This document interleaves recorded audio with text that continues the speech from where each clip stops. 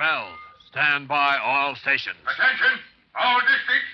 A 5-alarm fire. 5 bells move in immediately. That's it. Let's roll! Let's go!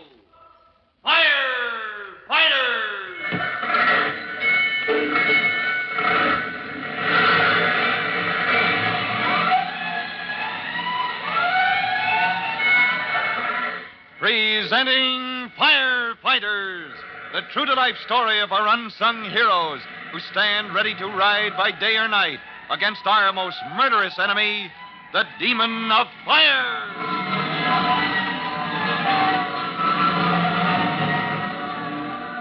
In just a moment, we'll join Chief Cody and Tim Collins in the chemical laboratory of Dr. Harry Curtis, where they have gone with a sample of the highly suspicious paint to have it analyzed. And what they learn there is more startling than anyone dreamed. Well, we'll pick up the threads of this fire drama right after this important message.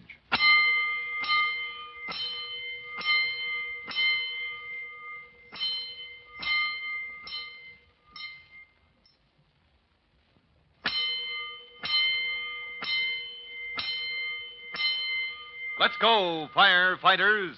Let's go to the laboratory of Dr. Harry Curtis, famous scientist friend of Chief Cody's, where the Chief and Tim have gone to have the doctor analyze a sample of the mystery paint, the paint which they believe is responsible for the 12 unexplained fires that have baffled the fire department and arson squad. Well, after a series of tests, the scientist looks up from his work and beckons to the fireman. Well, Doctor? Did you find anything that would make the paint inflammable? I am afraid not, gentlemen. Nothing? I've subjected this paint to every possible test. And as far as I can determine, there's nothing in it that could possibly cause a fire. Oh, are you sure, sir? As a scientist, I've learned never to be sure of anything. But all my tests have... Here you are, sir. You dropped your fountain pen. Oh, thank you. Must have fallen out of my pocket. But it's not a fountain pen. No, it looks like one. I know. It's a pocket Geiger counter. A what, sir? A Geiger counter. A little gadget that tells when a material or object has radioactivity. I'll show you how it works. Just wave the Geiger counter close to an object, say, for instance, this sample of paint of ours. And if it were radioactive, this little needle would waver and move. Holy smoke, Doctor, it does move. Say, it does. You're right, Tim. You see, Chief, the needle jiggles when I pass it near the paint. Sure, it jumps all right. That means... That means, gentlemen, that your mystery paint contains a radioactive substance. Well, good grief. Could that have caused the fires? No, not in itself. Let me see if there was something... Chief.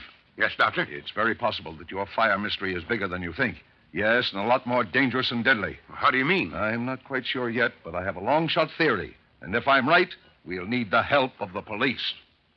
A case for the police means just one thing, arson. And in this case, where 12 houses have been mysteriously set afire, it's arson of the deadliest sort.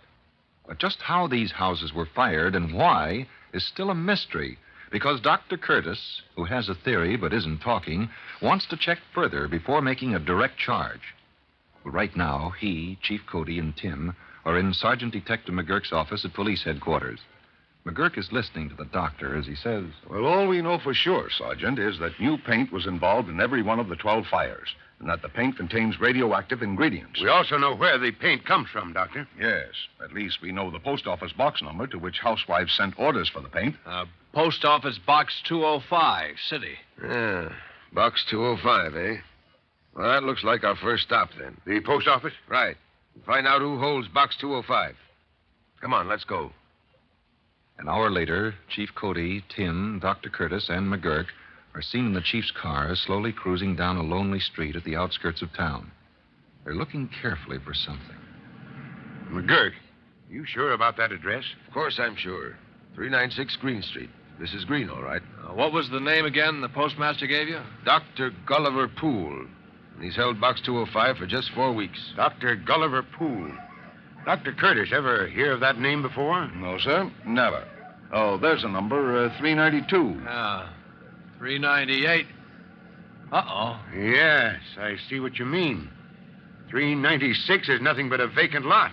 So, Dr. Gulliver Poole has deliberately falsified his address. I was almost certain of that. Yeah? This Dr. Gulliver Poole, whoever he is much too clever to publicize his whereabouts.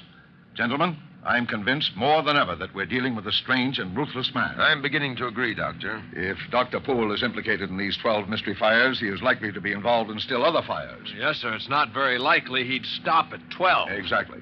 Now, my suggestion is this.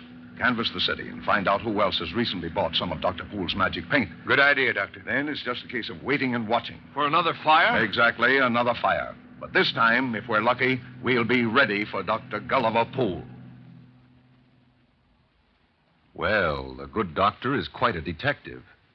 Keeping secret his theory as to just how Dr. Poole may be involved in the fires, Dr. Curtis works full-time with Sergeant Detective McGurk and Chief Cody in laying down one of the greatest police nets in the city's history. The names of all persons who had bought paint from Dr. Gulliver Poole are gathered, 33 in all. And detectives, plainclothesmen, are posted outside the 33 homes night and day. Each man is equipped with a walkie-talkie radio so that he can report every development instantly to the chief. Well, it's now 1 o'clock on the third night of the great manhunt. Sitting in a darkened car on a lonely street are 4 men. One of them holds a walkie-talkie to his ear.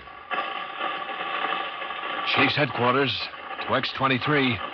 Over. All quiet on your post, X-23? Okay, call in if anything's astir. All quiet on the western front. This waiting is getting me down. Waiting is 90% of a detective's job, Chief. But wouldn't you think that by this time, if there is going to be another fire... Yeah, it's been 4 days now since the last one. Gentlemen, we must be patient. I'm sure that sooner or later, our Dr. Gulliver Poole will make another move. And... Wait a minute. One of the detectives is making a report. Headquarters, go ahead.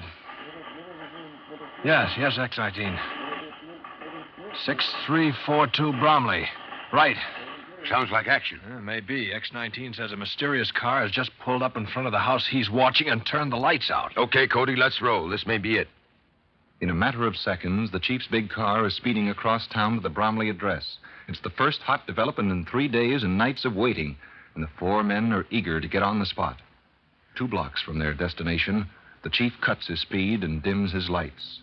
Slowly, in low gear, he crawls to within 1 block of the house. Then cuts his motor altogether and turns out his lights. Well, there's the house. All lights out. Oh, thank heavens the fire hasn't started yet. And there's the darkened car. Just sitting there. Come on, let's get out. Move in a little closer. Look. There's somebody sitting in the car. Keep low behind these shrubs. Now we can see more clearly, thanks to this moon tonight. What's he doing, I wonder? Just sitting there in the dark. I have an idea. What's that? Something's rising out of the roof of the car. That's it, all right. What's it, Doctor? It's an antenna, a high-frequency radio antenna. Keep an eye on that house. On the house? Yes. If I'm not mistaken, we're about to have a fire on our hands. Good grief, you're right. Look at the house, flames. The whole porch is on fire. Just as I expected. Quick, man, he's starting his car. Get him before he gets away. I'll turn in the fire alarm. Look out! He'll run over us.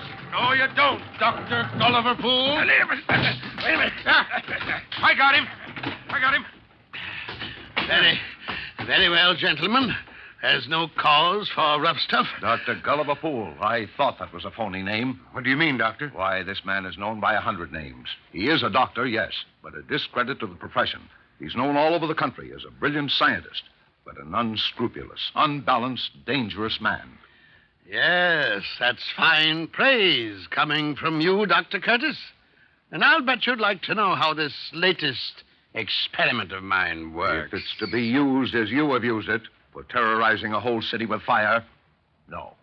No, I don't care to know, although I have a pretty good idea. Well, Dr. Curtis, how... Well, is he able to set a house on fire by remote control? Well, the paint, we know, contains radioactive ingredients. Yes, sir, but... Well, Dr. Poole here has evidently discovered a way of igniting those ingredients by means of a high-frequency radio wave, which he transmits from this radio in his car. But why should he deliberately sell paint all over the city and then one by one set these fires? Well, that is something for the police to discover, Sergeant. And I doubt if you ever will. My reason, my motives for wanting to destroy, to always destroy, are beyond the fathoming of you the police, or any man. Destruction. That is a principle with me. Annihilation, chaos. You see, he's really quite dangerous. You better take him, McGurk. Oh, and here comes the fire laddies to put out our blaze. The last, thank heaven, of our mystery fires. So ends the mystery of the 13 fires, with the notorious Dr. Gulliver Poole put safely away where he can do no further harm. And now, before I say so long, I want to ask you one question.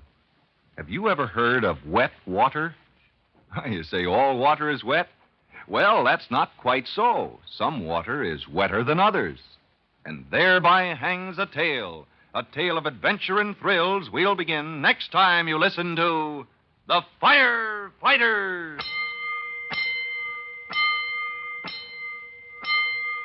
In just a moment, Chief Cody will be back to tell you, boys and girls, how you can help the firefighters in your own town. But first, here's a message you ought to hear. And now, Chief Cody. Hello, boys and girls. Here are a few precautions to take when using kerosene. When filling a kerosene stove, always take the container outdoors. Never use kerosene to start a fire in a warm stove. Never use kerosene heaters in tightly closed rooms. Precautions such as these show the road to safety from fire. Observe them, won't you? For remember, what burns never returns. Well, that's all for now. Till I drop in next time, so long. Fire Chief Cody and the young rookie fireman Tim Collins will be back on the same station the next time you hear... That's it. Let's roll! Let's go! Firefighters! Firefighters is a copyrighted feature of William F. Holland Productions.